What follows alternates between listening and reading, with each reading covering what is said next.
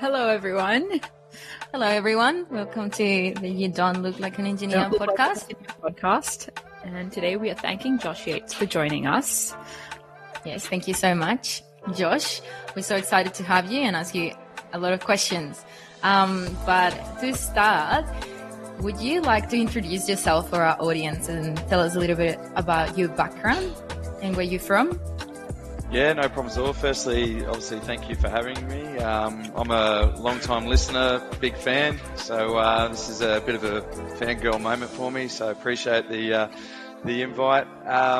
Yeah, look, my background is born and bred here in southeast Queensland, so I've lived here for all my life, done a couple of stints overseas through work or through sport, but generally been around southeast Queensland from Brisbane, Logan and the Gold Coast. But yes, settled down here now, just down in the beautiful part of the southern Gold Coast here, just near the border. Bought a house here a few years ago, about 8 years ago now, and yeah, have a little family, which is probably the pride and joy of everything I do. So yeah, 2 kids and a wife, and yeah, just very grateful to be, I guess, living in this beautiful country, but this particular part of the world, but then also now the way things have worked out in terms of my professional career, able to actually work down here is most of my time, so which is great. That's pretty incredible that, a lot of the people we speak to, they tend to be able to look back at a few key people or key events growing up that kind of led them to where they are at the moment, career-wise or otherwise, like just in life in general. What do you think would be like in your early years? What influenced you to end up down the path you did? Yeah, so mine, and this is what appeals to me about even simply the title of, I guess, of this podcast. So, you don't look like an engineer because, yeah, I'm not an engineer, and managed to, whether by fluke or a bit of hard work as well. I've been in the industry over 20 years now of construction and engineering.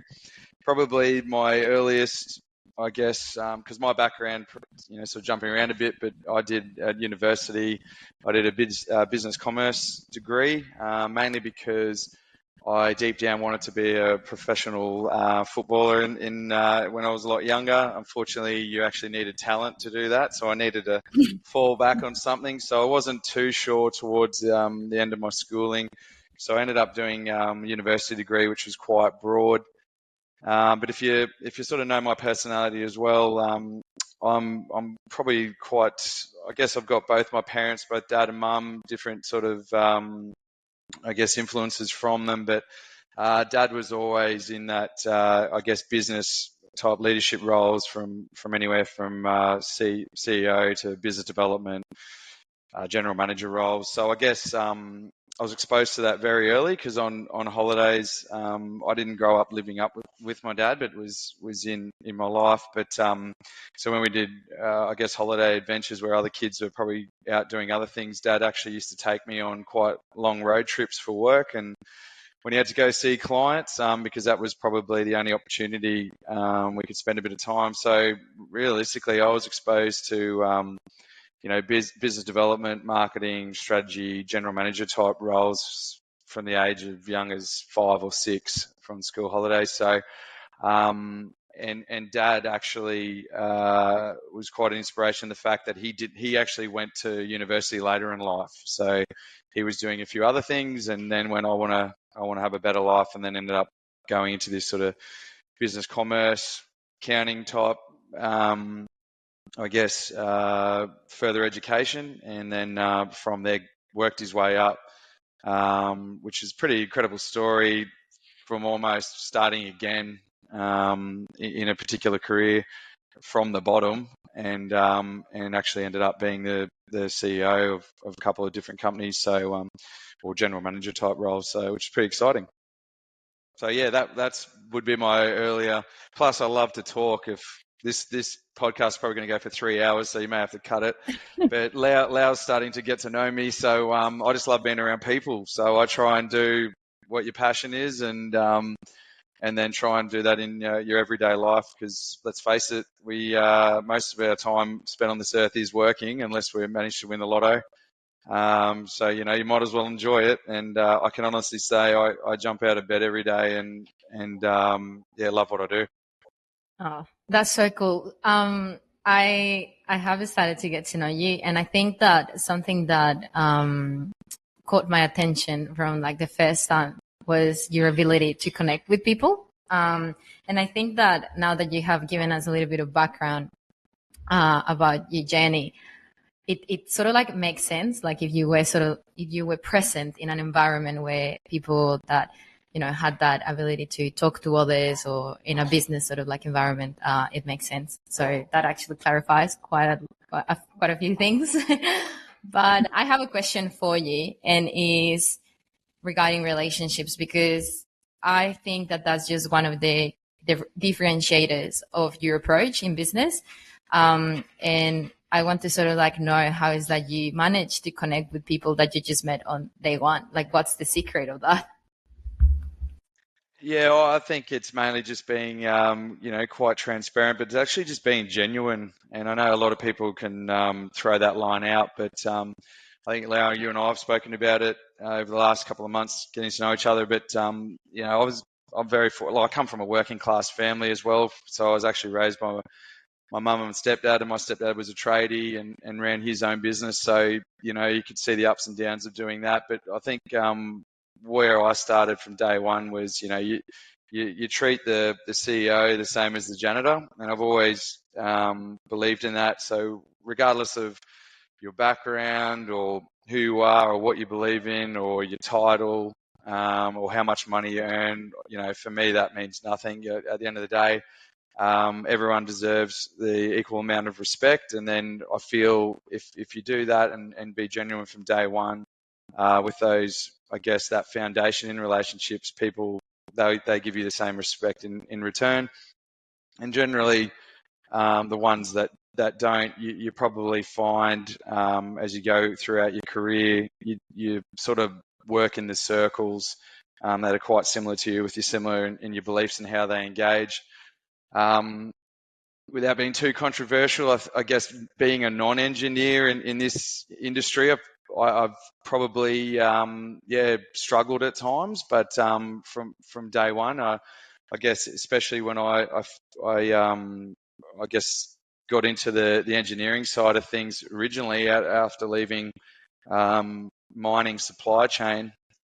When I came back from America, was I started with a geotechnical firm, and they probably had no idea what I did or brought in the first 6 months or so, and vice versa. But by the end of that relationship internally with the technical I guess people, and then me being a commercial overhead, if you will, we managed to build some really strong relationships once we respected what each other did, and how when we worked together, we were stronger together and we got better results. So which was great. And by the end of it, it was really actually hard to leave that particular company to go to my new role. So because they felt like family. So but yeah, at the start, being from the Gold Coast and into sport and not really knowing anything about geotechnical engineering, which is very technical. That was a baptism of fire. But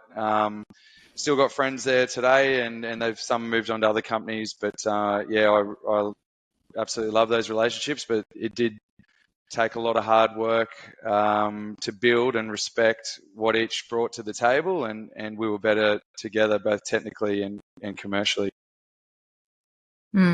When you say struggle, because I think there's a lot of people who get into engineering and they constantly think that it's quite, just technical and you're designing a lot of things. And we do like to clarify very often on the podcast that it's way more than mathematics and, software and that sort of thing that you're learning. So there's a lot more than a technical aspect.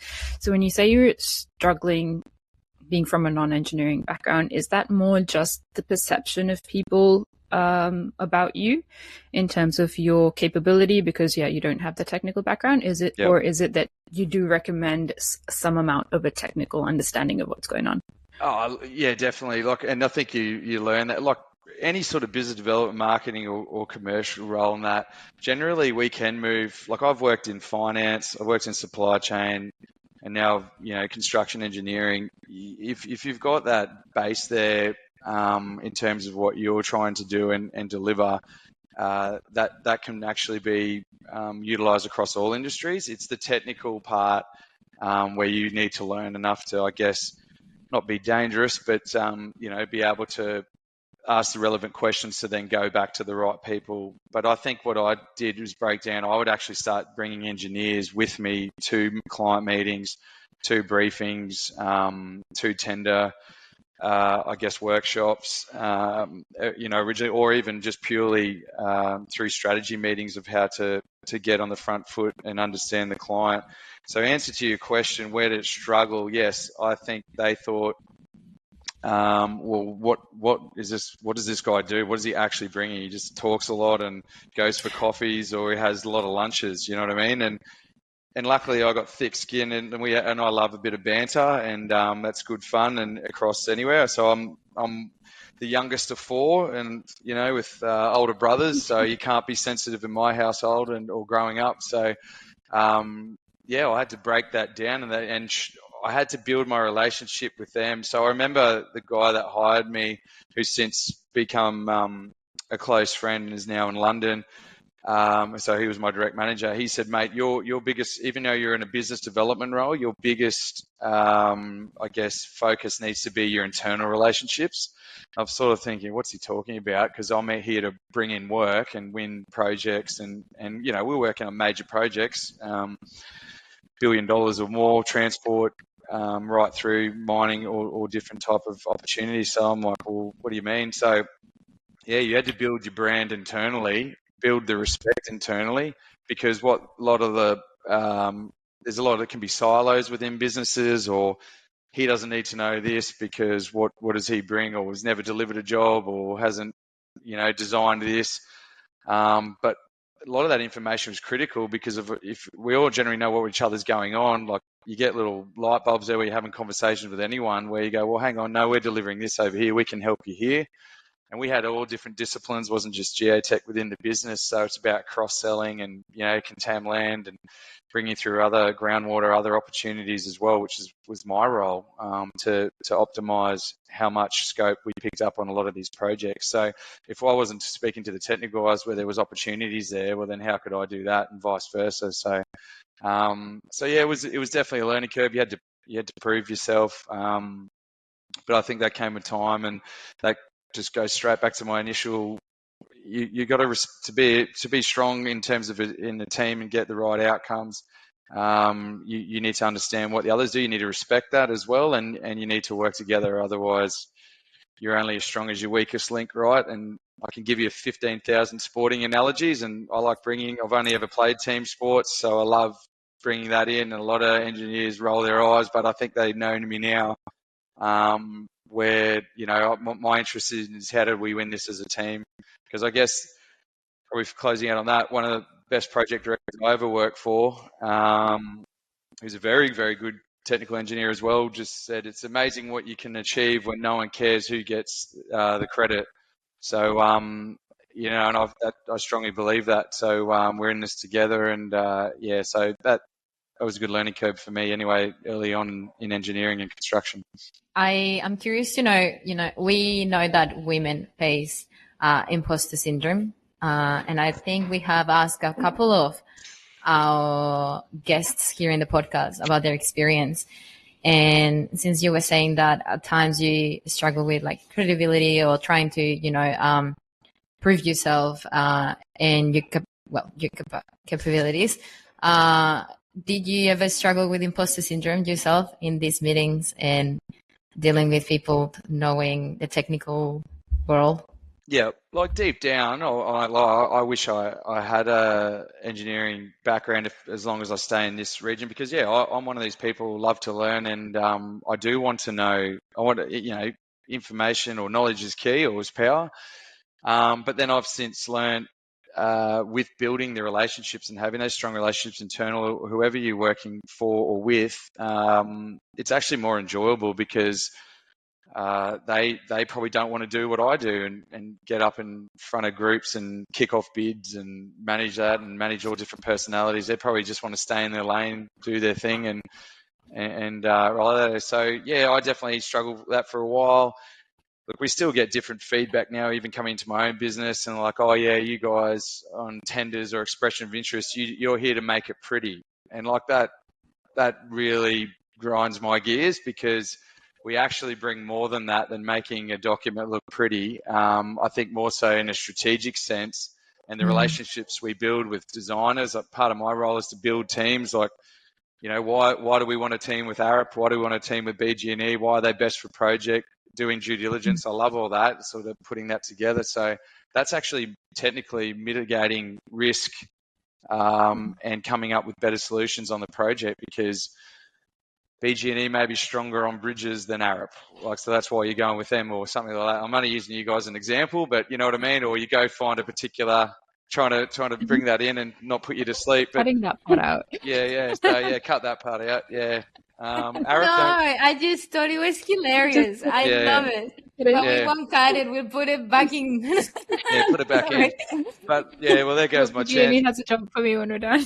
There's my chance for ever working with Arup. But no, look, it's honestly, I have that as well. And that's say why, that again. No. But that's what I mean. And that's why I'm actually quite passionate about, all sort of in terms of that, diversity piece. And I know, Lau, you and I have spoken about it. My career's gone down a different path in that social performance, social delivery, which is getting bigger and bigger, especially in government projects on all levels. So, because you might sit there and go, oh well, and I've seen the barriers of women in construction engineering as well. But just know it's not just you guys. It can be people that don't have technical experience. It can be people from different, countries. There's a million different ways, or even who you are from different areas or your beliefs. So, I think there's. Rather than trying to unpack that, because I don't have a silver bullet or an answer, but at least there is a bit of that in our industry that's quite prevalent still. So that's all right. I've been around long enough now to push back. So, I, as a listener, I would be questioning, what does Josh do? Like, do you want to sort of like explain what your role is and how different it is from like the design delivery kind of thing? Yeah. So I basically ask myself every day what I do. So it's hard to explain. But no, look, I'm one half of a business owner of Landy Advisory. So we actually have two businesses now, which is exciting. So there's a Landy Developments that started 3 months ago. But effectively, what I do day to day, when you said in terms of purely just so really, if you unpack it all, you can probably say it in one sentence. So we do project management, but in terms of project management, we both do pre-contract side, and people listening, pre-contracts is obviously anything before. So trying to win work, business development, strategy, business plans. We do growth strategies. We've just recently helped a business that's not from here set up from scratch, and now have an office, employed people, an engineering business in the Northern Rivers, which is exciting. So from that, we did their business plan, their project pipeline, all their client engagement strategy. So who's in the area, introductions, strategies there, got them on tenders, bids, EOIs, you name it. So I love that stuff.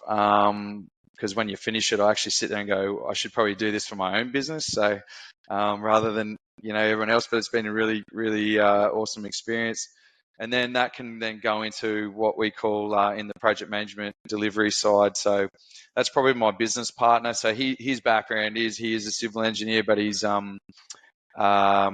he's been a project director. Like, he literally goes to the projects on major projects, but also smaller ones as well.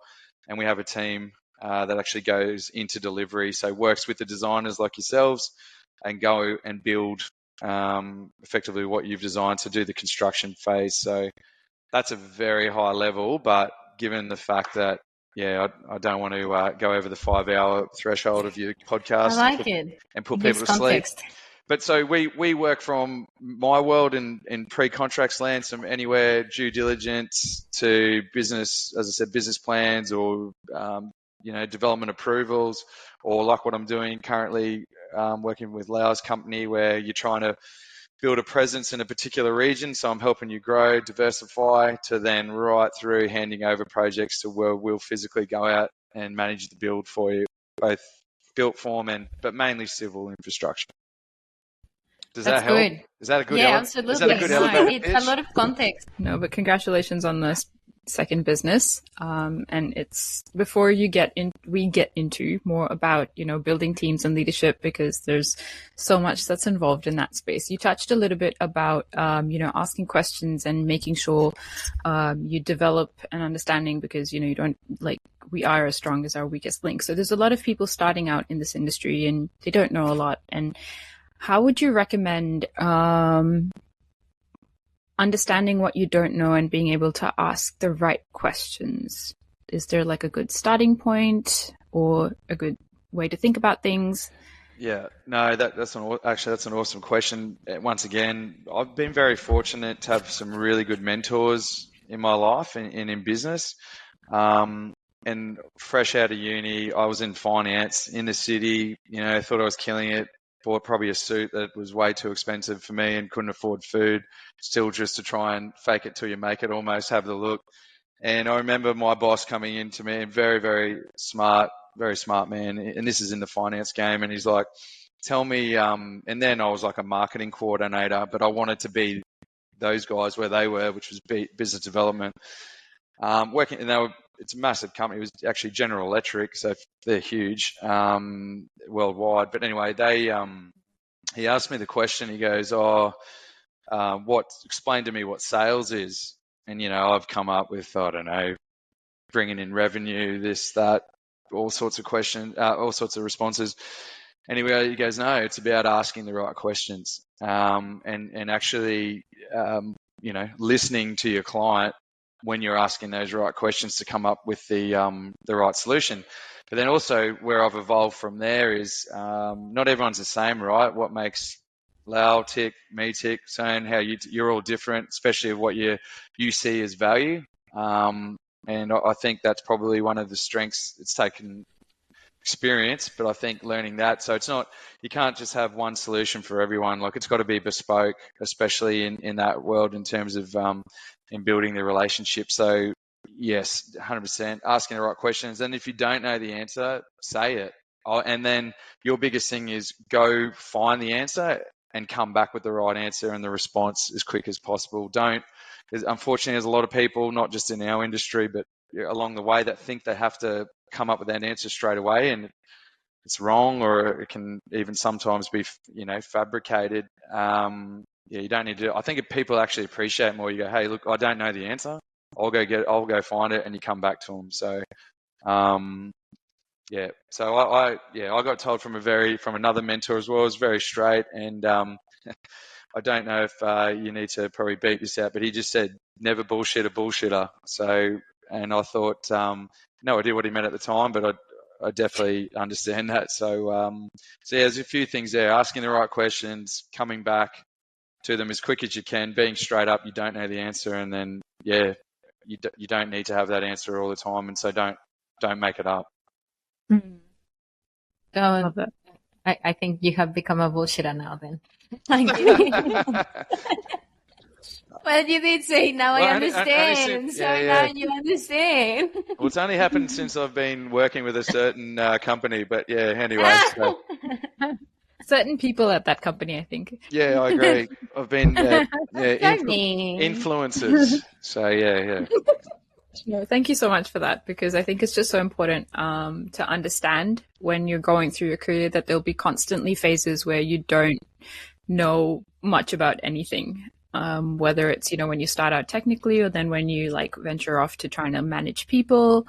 There's just constant learning curves, and knowing how to, be in the meeting and say, look, I'm going to ask this question because I don't really know. It can be of so much value to everyone else around you as well. But I guess some people also get scared because the quality of questions you ask tells a lot about the quality of your understanding. So I think people just tend to feel a little bit like, if I ask this, then absolutely. I think, and that's a good point you raised too. Like I don't have an ego, and I generally want to hang out with people that don't have egos.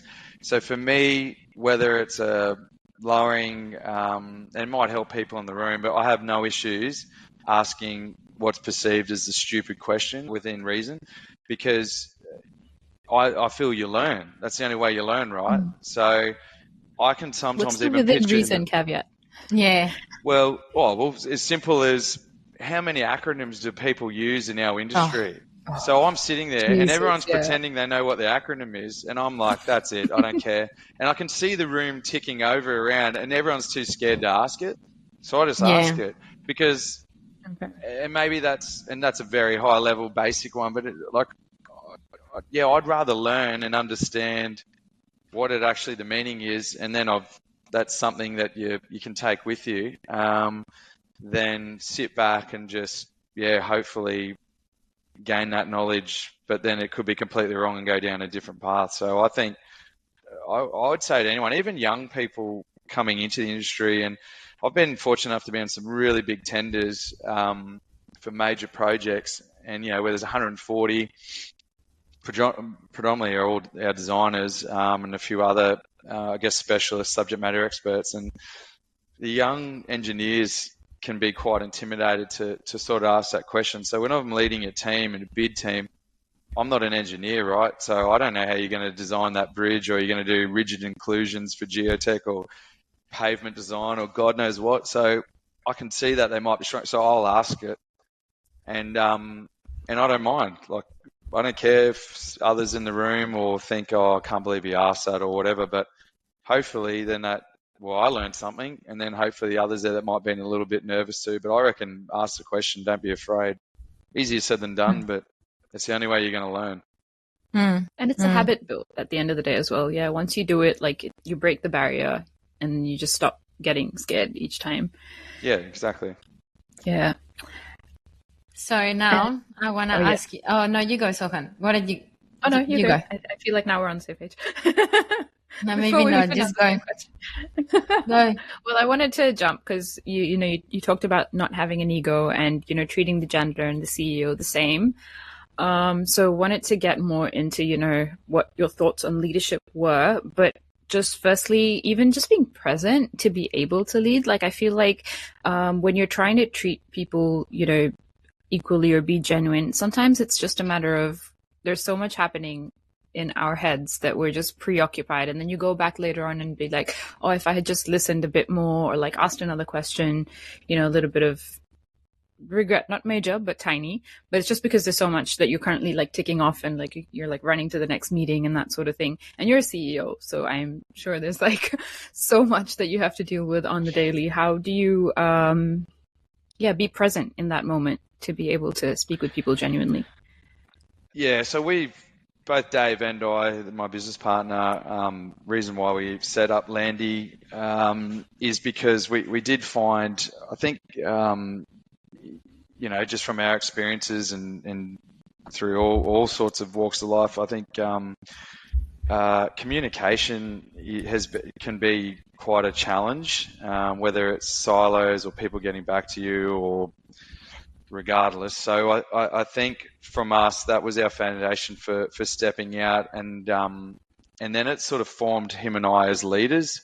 So we can see where there's lack of communication with your teams, or even and your clients and your partners, which is what we refer to our clients as, because we want to be integrated in their team and collaborate. Is we want to lead from the front in terms of communication, and more drilling down into that. We now looks like we'll go to a team of 8, which is we're pretty proud of. in terms of 2 years of operation. So we have 8 people working at Landy, including Dave and I. And our number one value is like our people first. And I guess what we mean by that is, a lot of people write it in their values or mission statement or anything there, but we actually live by it. So no matter what, anyone from our team, in terms of sheer having access to us or us being proactive, making sure that it's an environment that they enjoy coming to work, that both if it's a technical thing, they're challenged, they're enjoying that, but then also too, it's a culture where they can actually, we really recognize great work. We love celebrating their wins, more than ours. I can honestly say that's how Dave and I think, and we thought, well, let's go start a company and do that. And we look at other businesses, we read books and other influences there, but when a company's got a really good culture, and we've got all our staff we know or have worked with before. So you're never going to see Landy on Seek. We don't want to be massive and take over the world, but if you're the right person, we'll just find you a home.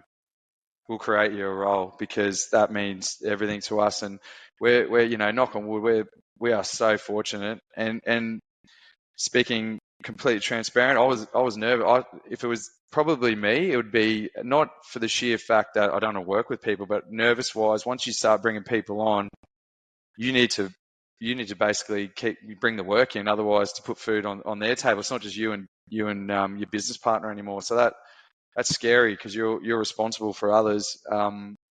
But Dave, we're yin and yang. He's 100 miles an hour head first. I'm dot your I's, cross your T's. But it's awesome, because he gave me the confidence by bringing our 2 first employees on for my, I guess, side where I play a lot in, to bring in these absolute incredible, amazing people who I just love working with, and I just hope they, continue to enjoy their journey with us, and which so far so good. And they've taken our business to another level. Like Dave and I could not do that without them. So I think as leaders, we're just 24/7, phone's always on.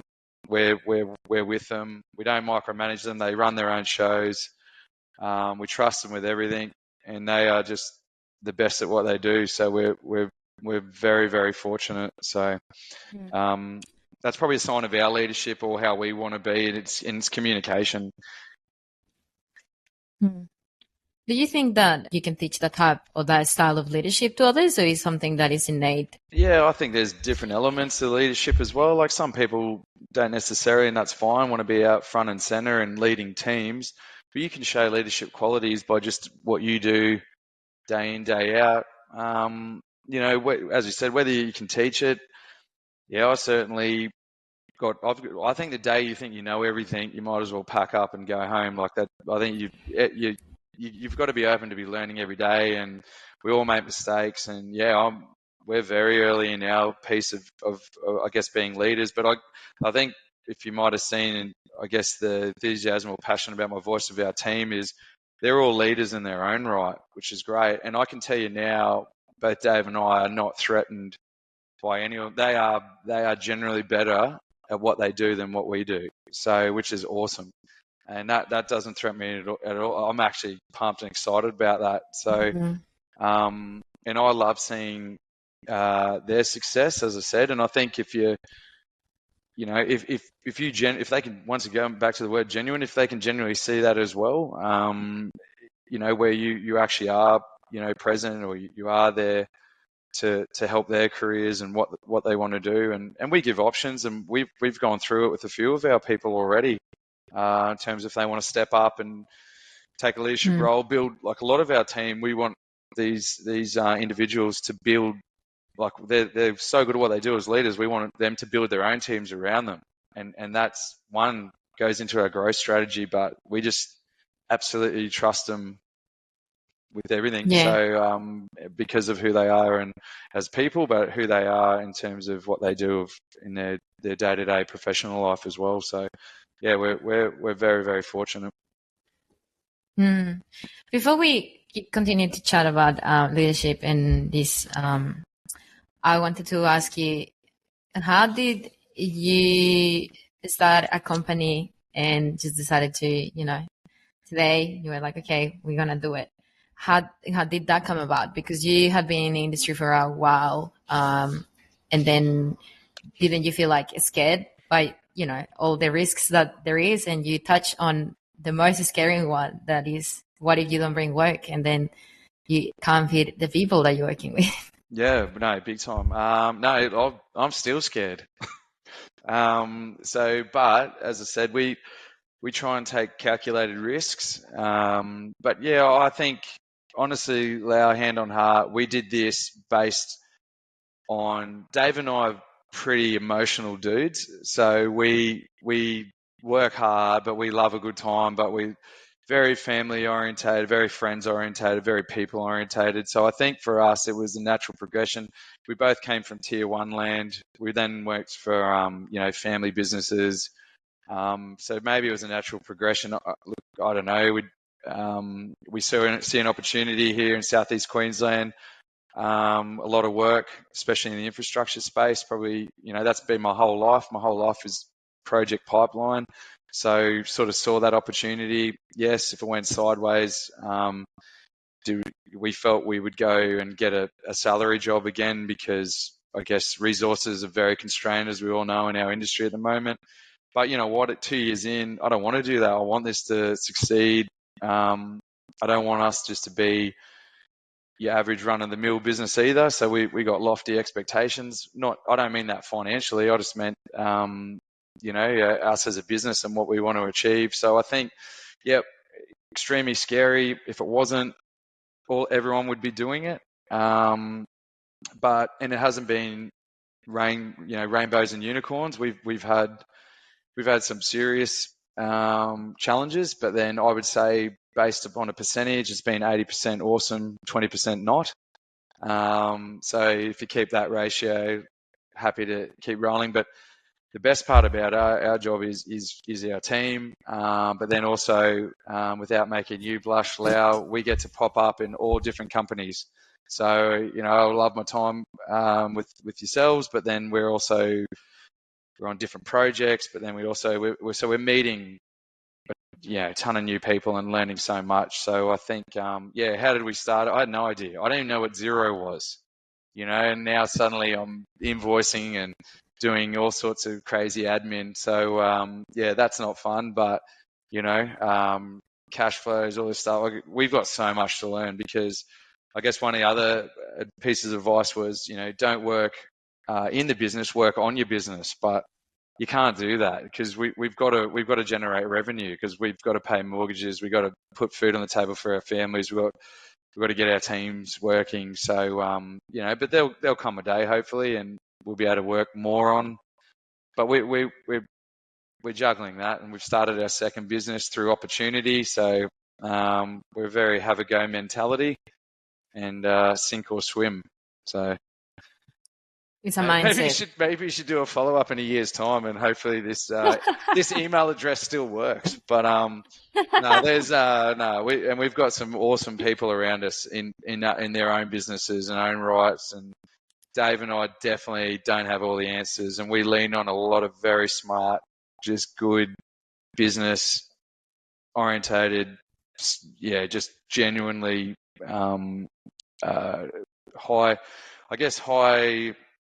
high performing, but also too very happy to see, I guess, us through our behaviours succeed, which is we get support from a lot of people, which we're very flattered by, which is great.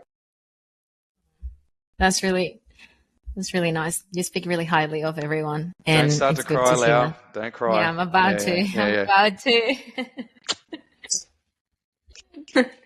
See what I have to deal with, Zohan. He's just telling you like it is. when can you have a serious conversation with this man? Life can't be too serious. Josh, I'm intrigued. After everything that you said, there was something that you called yourself emotional dude. I think you said that. And she just hung up on that and really needs a clarification. And I want to know. No, I don't need a clarification. I want to know the pros and the cons of being an emotional dude in this industry. Oh, probably, well, pro and con would be we wear a heart on our sleeve. So what you see is what you get. Look, I went through, I think this was on, so I did my homework and I do a lot of driving. I listened to one of your podcasts. I can't think who spoke about it. It was about, I think it was just you two maybe, and it was about don't let your role or your job define you. And so I can honestly share with you a story in very quick one through COVID. We were on a massive rail bid for Inland Rail, and I'll probably leave it to that, what that was. But anyway, COVID here, we're in a huge JV. We had people spread out everywhere. You're running, you bid from Teams. SharePoint was only new on the scene, all this sort of stuff, yada, yada, yada. But we had to really work hard to, to one, get the submission done and on time, but then make sure we gave ourselves every opportunity to win. Point of that story is when you say you're an emotional dudes, I found anytime I was talking to friends or family during that period and you weren't really seeing them, my whole happiness was based on whether we won this or not. And at the end of the day, learning, fortunate enough we did win, but like that didn't define me. Yeah, we partied and hugged and went to some fancy restaurant and probably went too long over 3 days. But anyway, once we got over that part and the exciting part, you're back to, okay, well, what's next? What can we win?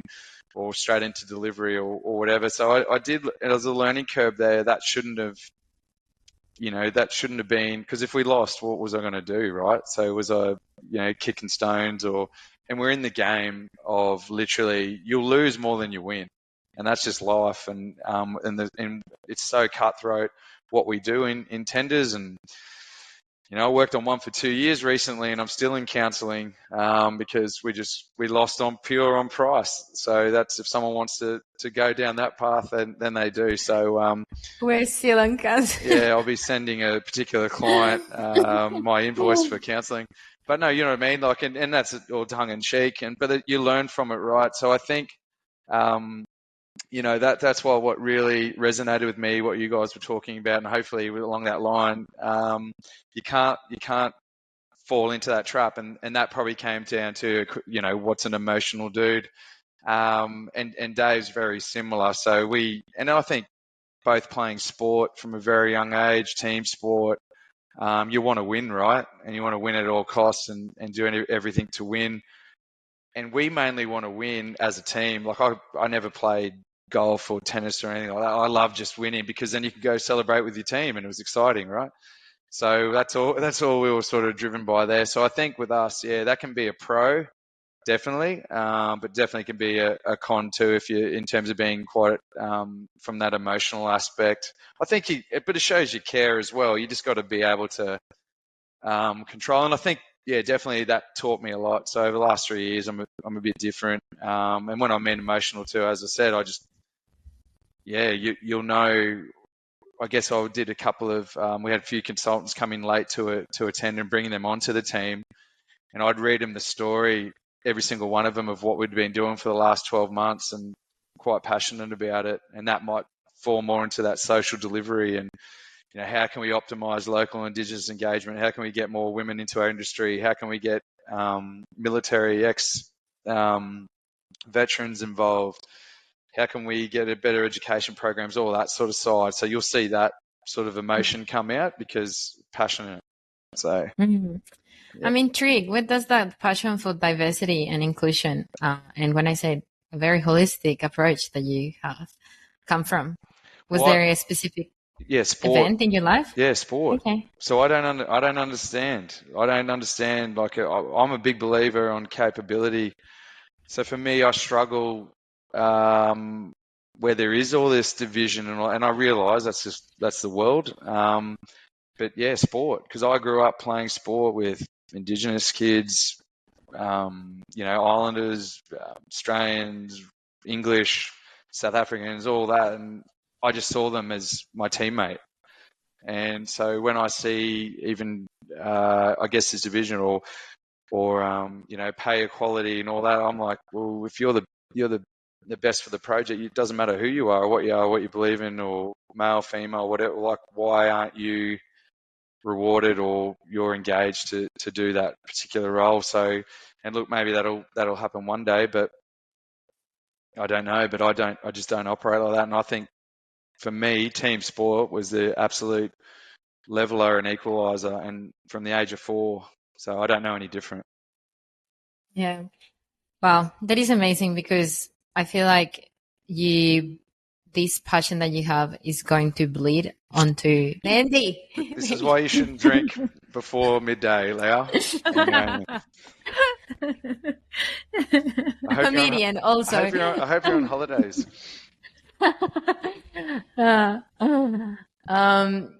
Yeah, I think that when you have those values and you are very set in stone on them, you transfer that into your team. And that's why I think we both were having this conversation, and we were saying that, if you have a leader on top that doesn't really believe in all of this, and it's probably just doing the bare minimum, then there's not going to be change.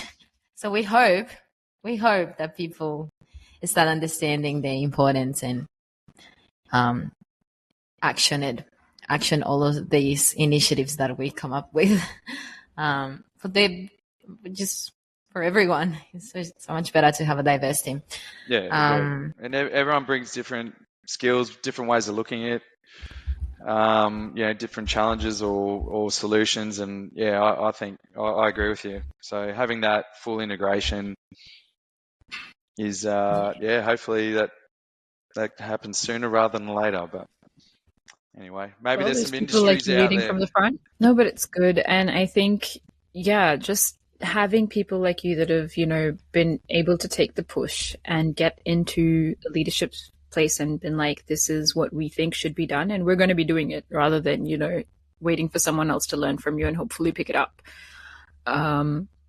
Hopefully more people like that will end up to a change in scenery in this kind of monopoly that we have going on. Interesting name that you gave it. And Josh, we are really thankful that you joined us today and share a little bit of your journey. Obviously, we want to ask you more questions and more about Landy, but we can always have you again joining us to just solely talk about that. But thank you so much for sharing all of your stories and your background, and for inspiring us to be better leaders as well, and for giving us the responsibility, I guess, or I don't know, the power actually, for giving us the power to, be leaders just from the position that we have, from the individual level. That's what I mean. And also for listening to the podcast in general. Oh, yes. You opened up this podcast episode saying that you're the biggest fan, and I thought you were just saying that. But you have listened to the episodes. That is so beautiful. Well, I just wanted you to probably give me some free collateral, like marketing. You got some shirts or something, or hats, or what? I don't know what you're rocking for next year, but happy to parade that around on the Gold Coast for you. So, it'll be good. But no, congratulations to you both. This is an awesome podcast, and really valuable discussions and that. Sorry, you probably lose all your ratings on mine today, but there's only way that's up from this year. Oh, so but no, you both should be fully commended and congratulated. And I know you're doing some good things in the industry anyway. And Lau's won more awards, and I think she won an Oscar last week for some moves she put out. But well, congrats on that too. So I hope you just keep speaking to us even when you make it big in Hollywood. So but no, congrats on that too. Exactly. So, so make sure you just ask for more money off your employer. So to share it with you all. Yeah, exactly right. Yeah. Don't forget me and Sohan. All right, so we'll be good. So, Thank you so much. No, thank you. Thank you for having me, and